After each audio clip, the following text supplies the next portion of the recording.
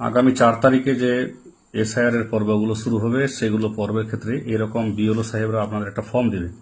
এই ফর্মটা বেশিরভাগই চেষ্টা হবে আর কি পশ্চিমবঙ্গ যেহেতু বাংলায় লেখার। তো প্রথমে এটা থাকবে, দেখেন যেখানে এই কালারটা যেটা আছে প্রি প্রিন্টেড লেখা আছে প্রথমে ইলেক্টরস নেম, অর্থাৎ আপনার নাম, আপনার যে এপিক নম্বর, অ্যাড্রেস সব যাবতীয় লেখা থাকবে। এটা ওখানে আপনার কত নম্বর সিরিয়াল নাম ছিল, কোন বিধানসভায়, সব লেখা থাকবে। এটা একটা কিউআর কোড। আর এখানে থাকবে আপনার একটা পুরনো ভোটার ছবি, যেটা আপনার ভোটার ছবিতে যেটা ছবি আছে অলরেডি সেটা। তাহলে আপনাকে প্রথম এখানে উপর লাইনে কিচ্ছু করতে হবে না। এই যে যেটা দেখাইছে এই কালারটা, এখানে আপনাকে নতুন একটা কালার ছবি দিতে হবে। এই কালার ছবিটা আপনাকে এখানে লাগাতে হবে। তারপরে আছে ডেট অফ বার্থ। আমারই যে ধরি একটা, তার ডেট অফ বার্থ এখানে লিখতে হবে। এই ডেট অফ বার্থ হলো এখানে আমার 1984, তাহলে এই যে ডেট অফ বার্থ লিখে দেওয়া হলো। তাহলে এই জায়গায় ডেট অফ বার্থ লিখতে হবে। তাহলে এখানে বোঝা গেল যে প্রথমে ডেট অফ বার্থ, তো 1984 মানে বুঝতে হবে যে আমার এখানে 2002 সালে ভোটার লিস্টে নাম আছে। পরে আধার নাম্বার, এখানে আধার নাম্বার অপশনাল, আমি আধার নাম্বার নিজেরটা দিচ্ছি না। আধার নাম্বার দিলাম এরকম, আধার নাম্বার দেওয়া হলো। মোট হচ্ছে 12টা অক্ষরে হবে। এই মনে করেন এটা আমার আধার নাম্বার, তাহলে এখানে আধার নাম্বার দিতে হবে। আপনি দিতে পারেন, নাও দিতে পারেন।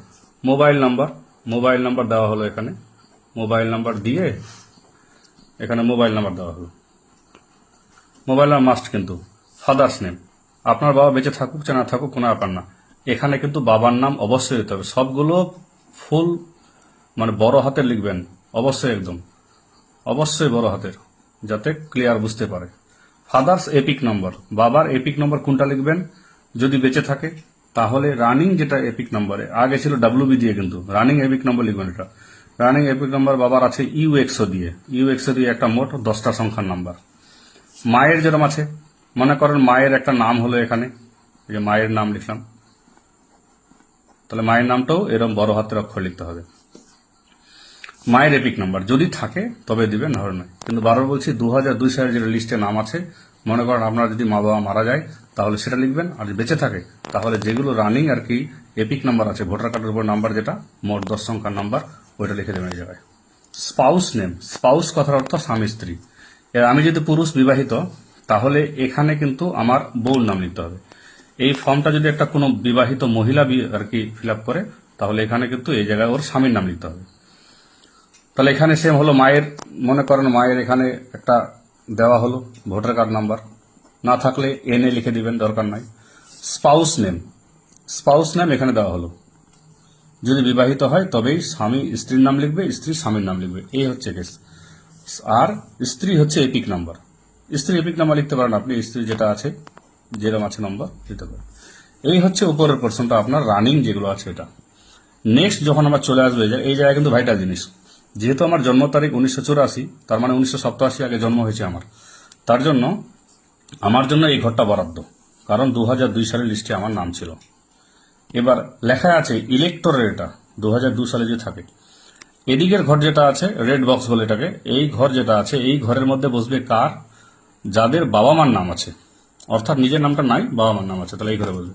তাহলে এই ঘরে বসাচ্ছে আমার যেহেতু আছে, তাহলে প্রথমে নিজের নামই হবে। তাহলে এই জায়গায় 2002 সালে যেটা নাম ছিল 2002 সালের লিস্টে, ওই নামটা লিখতে হবে এখানে। তখন এপিক নাম্বার আমার ছিল না, তাহলে নট অ্যাভেলেবেল লিখে দেব।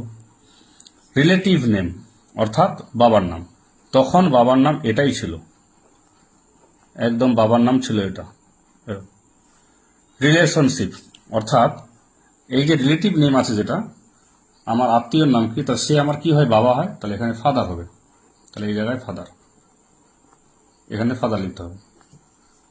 ডিস্ট্রিক্ট, আমাদের ডিস্ট্রিক্ট হচ্ছে উত্তর দিনাজপুর, ফুল ফর্মে উত্তর দিনাজপুর লিখবেন, আর এখানে হচ্ছে ওয়েস্ট বেঙ্গল, এই হচ্ছে ওয়েস্ট বেঙ্গল ফুল ফর্মে, কিংবা আপনি এটা ছোট হাতের অক্ষর দিয়ে ডাব্লিউবি লিখে দিতে পারেন। নেক্সট চলে আসলে দেখার নিচে, তাহলে এই পার্সেন্ট এটা কিন্তু এসি নাম্বার, তখন আমাদের এসি নাম্বার রায়গঞ্জে 31 ছিল, আর পার্ট নাম্বার ছিল আমাদের 108, সিরিয়াল নাম্বার ছিল একটা আমার, এখানে সিরিয়াল নাম্বার লিখতে হবে। তাহলে এই হচ্ছে প্রথম পার্সন যেটা আছে, যদি 2002 সালে তার নিজস্ব নাম থাকে তবেই এটা ফিল আপ হবে। এবার অনেকের আছে 2002 সালে নিজস্ব নাম নেই, তার বাবার নাম আছে, তাহলে এখানে বাবার নাম, বাবা মা কিন্তু স্বামীর নাম কোনো মতে না, বাবা অথবা মা। এছাড়াও দাদু আছে, ওটা আপাতত ট্রেনিং সাপেক্ষে বলা যাবে। তাহলে এখানে বাবার নাম, তাহলে এই পোর্শন যদি আমরা বাদ দিয়ে দিই, মনে করেন আমার ছিল না নাম, তাহলে এখানে বাবার নাম দিতে হবে। তাহলে এই জায়গায় বাবার নাম হলো। যদি মনে করেন নাই, হতে পারে নাই আর কি, নিজস্ব নাম আমার নেই, তাহলে বাবার নাম হলো।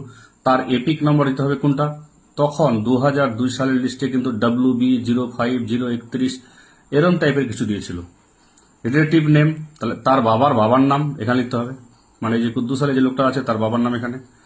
তাহলে রিলেশনশিপ কি, সে হচ্ছে তার বাবা, তাহলে এখানে ফাদার হবে। এই সিস্টেম। তারপরে ডিস্ট্রিক্ট, তারপরে হচ্ছে স্টেট, এসি নাম সেম, ওই 31 নম্বর রায়গঞ্জ ছিল আমাদের, 108 নম্বর পার্ট। আর বাবার দেখতে হবে, তখন সিরিয়াল নম্বর কথা ছিল। তাহলে একটা জিনিস ক্লিয়ার করে বলে দিচ্ছি আবার, প্রথমে এই দুটা জিনিস প্রিন্ট করা থাকবে, আপনার নাম, আপনার অ্যাড্রেস, আপনার পার্ট নাম্বার, কত নম্বর সিরিয়ালে। এটা একটা কিউআর কোড, এই কিউআর কোড দিয়ে বিএলওটা কাজ করবে। এটা হচ্ছে আপনার ছবি থাকবে, যেই ছবিটা ভোটার কার্ডে আপনার অলরেডি আছে।